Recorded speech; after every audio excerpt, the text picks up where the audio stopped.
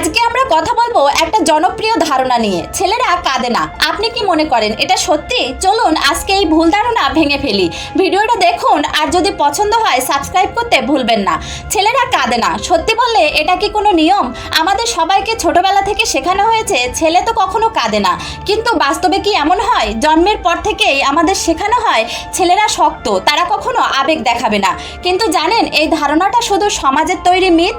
ছেলেরাও কাঁদে কারণ তারা মানুষ, এবং মানুষের আবেগ কোনো লিঙ্গের সাথে সীমাবদ্ধ নয়। পৃথিবীর বড় মনোবিজ্ঞানী বলেছেন আবেগ প্রকাশ করা মানুষের জন্য জরুরি।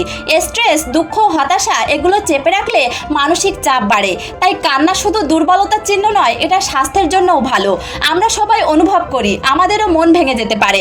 তাই ছেলেরা কাঁদতে পারে, তাদেরও কষ্ট হয়। এই সমাজের সীমানা ভেঙে আসুন, সবাই নিজের অনুভূতি প্রকাশ করি। আপনি কি কখনো এমন পরিস্থিতির মধ্যে পড়েছেন? কমেন্টে জানাতে ভুলবেন না।